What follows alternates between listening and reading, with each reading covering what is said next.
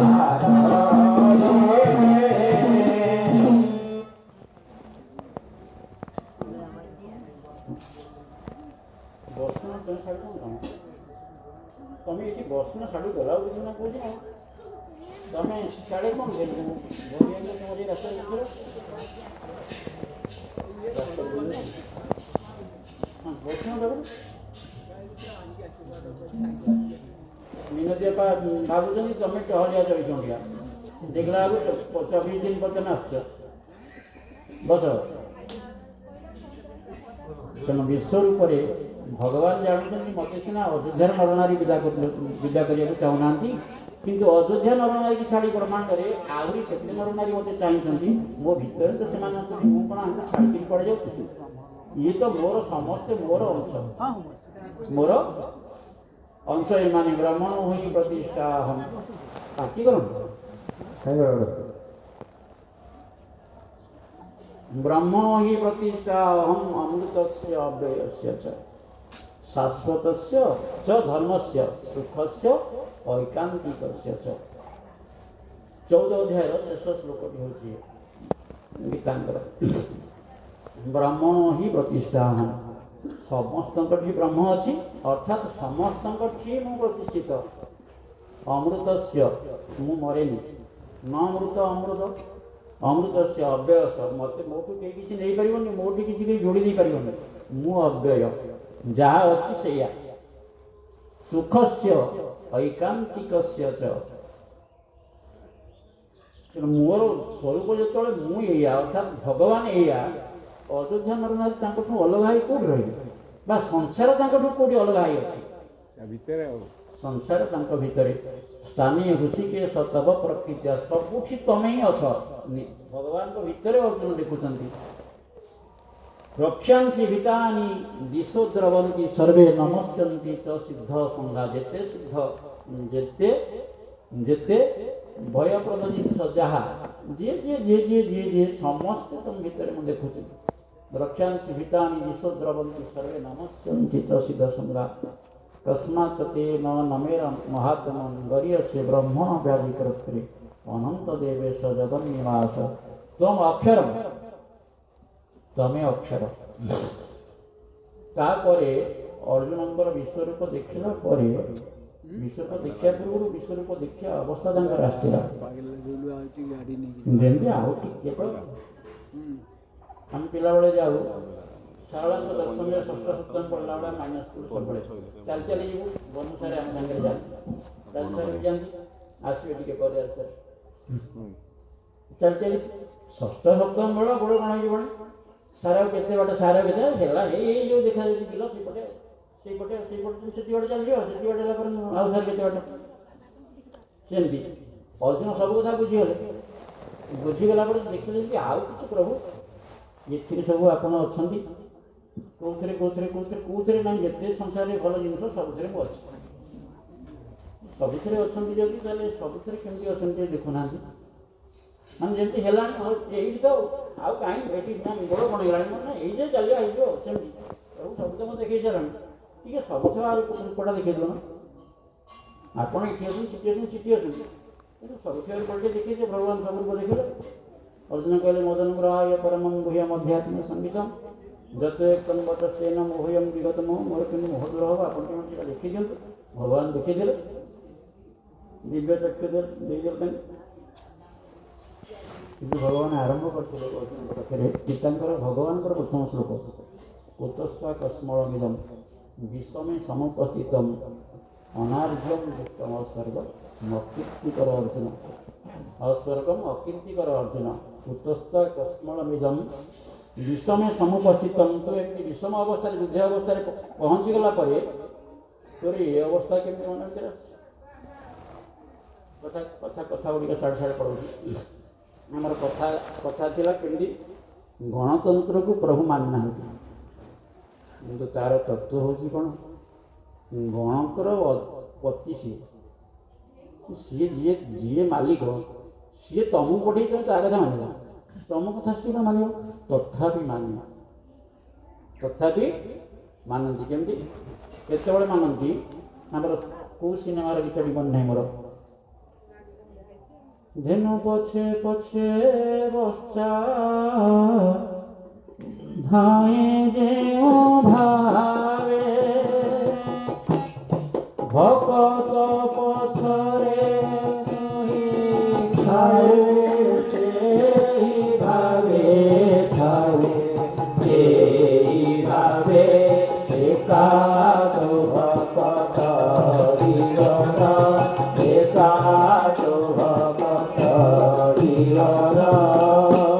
ভকত নিমন্তে তোরা সংঘাত চিহ্ন শঙ্খ চিহ্ন একাশ ভকত জীবন একাশ ভকত জীবন। অর্থাৎ ভক্তোসি মে সখা চেতি রহস্যম হি এতদ উত্তমম। ভক্ত ভগবানଙ୍କର ସମ୍ବନ୍ଧ ଆମେ ଜୟ ଗୁରୁମା ଯେତେବେଳେ ପରମାତ୍ମା ଭଗବାନ ଅଛନ୍ତି ଆଉ ସେଠି ସିଏ ନମସ୍କାର ତାଙ୍କ ପାଖକୁ ଯାଉଛି ନା ନାଇଁ। ନୀତି ଶ୍ଲୋକ ଗୋଟିଏ ଅଛି ଆକାଶାତ୍ ପତିତଂ ତୋୟଂ ଯଥା ଗଚ୍ଛନ୍ତି ସାଗରା, ଆକାଶାତ୍ ପତିତଂ ତୋୟଂ ଯଥା ଗଚ୍ଛନ୍ତି ସାଗରା ସର୍ବଦେବ ନମସ୍କାରମ୍ କେଶବମ୍ ପ୍ରତି ଗଚ୍ଛତି। ଯାହାକୁ ନମସ୍କାର କରୁ ସେ ଭଗବାନ ପାଖକୁ ଯିବ, ଆମେ ମାଧ୍ୟମ ନମସ୍କାର ଗ୍ରହଣ କରିବାର ହେଉଛି ବିଧି। ଝିଅଟି ଆସିଲା ପ୍ରଣାମ କଲା, ପ୍ରଭୁ ଆମେ ଯଦି ମିଡ଼ିୟମ୍ ମାଧ୍ୟମ ହେଇଗଲେ ପ୍ରଭୁ ଟିକେ ସେଠୁ ଯାଅ, ପ୍ରଭୁ ଟିକେ ଗ୍ରହଣ କର। ନମସ୍କାର ଗ୍ରହଣ କଲାବେଳେ ଏଇଟା ମନେ ପକାଇବାକୁ ପଡ଼ିବ, ପ୍ରଭୁ ନମସ୍କାର କରୁଛି ଆପଣଙ୍କୁ ତ କାହିଁକି ନା ଯେଉଁଠି ଏଠି ସେଠି ସବୁଠି ତ ଆପଣ କରୁଛନ୍ତି। ଯଦି ସବୁ ପାଣି ତଳକୁ ଆସୁଛି ଏବଂ ତଳୁ ଯାଇ ସାଗରରେ ପଡ଼ୁଛି, ସବୁ ନମସ୍କାର ସେମିତି କାହା ମାଧ୍ୟମରେ ପ୍ରଭୁ ଆପଣଙ୍କ ପାଦ ପଦ୍ମରେ ହିଁ ନିବେଦିତ ହେଉଛି। ବୋଲାନନ୍ଦେ ଗବାର ଯେତେବେଳେ ଜଗତ ଭଗବାନଙ୍କ ଭିତରେ ବିଲୀନ ତାଙ୍କଠୁ ସୃଷ୍ଟି ତେଣୁ ଅଯୋଧ୍ୟା ନରନାରୀ ଇଚ୍ଛା କଲେ କେହି ପ୍ରଭୁ ନ ଯାଆନ୍ତୁ କହିଲେ ବି କିନ୍ତୁ ପ୍ରଭୁ ତାଙ୍କୁ ସାଙ୍ଗରେ ନେଇକରି ଯାଇଛନ୍ତି କେହି ନିଷେଧ ନାହାନ୍ତି। ସ୍ଥୂଳତଃ ଯିଏ ଯାହା କର୍ମ ନେଇକରି ଆସିଛି ତାକୁ ଭୋଗିବ ଏ ସ୍ଥୂଳ ଶରୀର ଯେଉଁ ଶରୀର ପ୍ରାପ୍ତ ହେଇଛି। ଭାଇ ଭାଇଙ୍କ କଥାରେ ଭରତ ଲାଲଙ୍କ କଥା ଯେ ପଡ଼ିଲା ସେତେବେଳେ ପ୍ରଭୁ କେତେ କେତେ ଭାବପ୍ରବଣ ଭାବଗ୍ରସ୍ତ ହୋଇଗଲେ ଭରତଙ୍କ ପ୍ରେମ ମନେ ପକାଇ ଯାହାକୁ ତୁଳସୀ ଭଗବାନ ରଚନା କଲେ ରଘୁପତି କିନ୍ହି ବହୁତ ବଢ଼ାଇ ତୁମ ମମ ପ୍ରିୟ ଭରତ ସମ୍ଭାଇ। ଆମର ଏ ଯୁଗ ପାଇଁ ତାକୁ ଅଧ୍ୟୟନ କରିବା ଜୀବନରେ ଲଗାଇବା ପାଇଁ ସେଗୁଡ଼ାକ ହେଇଛି। କୃଷ୍ଣଙ୍କ ବିଷୟରେ ଗୋପୀମାନେ ଆସି କହିଲେ ଆମ ଘରେ ଯାହା ଥିଲା ମାଠିଆ ଭାଙ୍ଗି ଦେଇଛି ଗୋଟେ ଗୋପୀ କବାଟ ଦେଇଦେଇ ବନ୍ଦ କରି ଅଳ୍ପ ଟାଙ୍ଗି ଦେଇକି ପଳେଇଲା କେମିତି ପାଇବନି କିଛି ପାରିବନି। ସବୁ ସାଙ୍ଗ ଦୁଇ ଚାରି ଜଣ ସାଙ୍ଗକୁ ଡାକି ତୁ ତାଙ୍କ ସୁବଳ ସମସ୍ତଙ୍କୁ ଡାକିକି ମଙ୍ଗଳକୁ ପ୍ରଭୁ ଠିଆ ହେଇଗଲେ ତଥାପି ପାଇଲାନି। କେମିତି କୋଉଥିରେ ବାଟରେ କେମିତି ଦେଲେ କେମିତି ପାଟି ଦେଖି ଦେଇଛନ୍ତି। ସେତେବେଳେ ଗୋପୀ ପଶି ଆସିଛି ଦେଖି ଯାରେ ଧରା ପଡ଼ିଲା ବାନ୍ଧିବ ବୋଲି ଚାଳେ ଯେତେବେଳେ ଆସିକି ପହଞ୍ଚିଗଲାଣି ଗୋପୀ ଆସି କହିଲା ମୁଁ ଆଜି ବାନ୍ଧିକିରି ଆସିଛି ଘରେ ଚାଲ ଯଶୋଦାଙ୍କୁ କହିଲି ତୁମେ ମନା କର ସବୁଦିନ କହ୍ନେଇ ମୋର ଘରେ ଶୋଇଛି ସେ ମୁଁ ତାକୁ ଧରୁଛି ମୋରି ଆଖି ଆଗରେ ଅଛି କେତେବେଳେ ତୁମ ଘରେ ଦହି ଦୁଧ ଖାଇଲା ମୁଁ ତାକୁ ବାନ୍ଧିକିରି ଆସିଛି ଚାଲ ଯଶୋଦା କହିଲେ କିନ୍ତୁ ମୁଁ ଏବେ ତାକୁ ରଖିଛି ପାଖରେ ରଖିଛି ତ ମୋର ଘରେ ସେ ତ ଶୋଇଛି। ଗୋପୀ ଯାଇ ଦେଖୁଛି ସେ ଶୋଇଛି ନା ନା ପାଣି ଦେବି ତାକୁ ମୁଁ ଦେଖିକି ଆସିଛି ମୋ ଘରେ ସେ ଖାଇଛି ଏଠି ଆସି ପହଞ୍ଚିଗଲାଣି ଶୋଇଛି ସବୁ ଜାଣି ଏମିତି କବାଟ ଦେଇକି କହିଲା କବାଟଟା ଖୋଲା ରଖିକି ବୋଧେ ସ୍ପିଡ଼ରେ ପଳେଇ ଆସିଛି ଖୋଲି ଦେଇକି ପଳେଇ ଆସିଛି ଆଉ କବାଟ ବନ୍ଦ କରିଦେଇକି ଆସିଲେ କବାଟ ବନ୍ଦ କରିଦେଇ ଧରିକିରି ଆସିଲେ କବାଟ ବନ୍ଦ କରିଦେଇ ଆସିଲେ ମାଆଙ୍କ ପାଖରେ ପହଞ୍ଚିଗଲେ ପ୍ରଭୁ କହିଲେ ଏତେ ତାକୁ ଅପମାନ ଦେବିନି ଭାବ ବସ୍ତ୍ର ଭାବରେ କ'ଣ କଲେ ମୁଁ ନିଜେ ଧରା ପଡ଼ିଗଲେ ମା ବାନ୍ଧି ପକେଇଲେ ପ୍ରଭୁ କହୁଛନ୍ତି ମା ଆମର ଏବର ଗୀତ ସବୁ ମା ମୁଁ କିନ୍ତୁ ତା ଦହି ଦୁଧ କିଛି ଖାଇନି ତା ଘରେ ଯାହା ଥିଲା ସେମିତି ଖୁଆଇଛି ମୁଁ କିଛି ଖାଇନି ନା ଖାଇନୁ ମୋତେ ଲୋକ ହସା କରିସାରିଲୁଣି ସେ ବାରମ୍ବାର ଆସି ତୋ କଥା କହୁଛନ୍ତି କଥାବାର୍ତ୍ତା ଏଇଠି ଠିଆ ହେବନି ଏଇଠି ଠିଆ ଆରେ ଏଇଠି ଠିଆ ହେଇ କଥା ହେବନି କିଛି ବେଡ଼ ବଡ଼ ପାଟିରେ କହୁଛନ୍ତି ଶୁଣୁ ଆରେ ନୂଆବୁ ଏଇଠି ଠିଆ ହେଇ କଥା ହେବନି ସରିଯାଉ ମା ସେ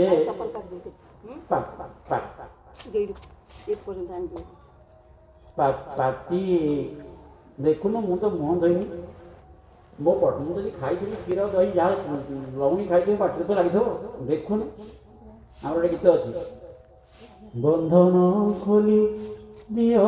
ମା ବନ୍ଧନ ଖୋଲି ଦିଅ ମା ମୁଁ ତ ଖାଇ ନାହିଁ ସରଳ ବଣି ଯେ କ୍ଷମା କରୁଛି କ୍ଷମା କରୁଛି।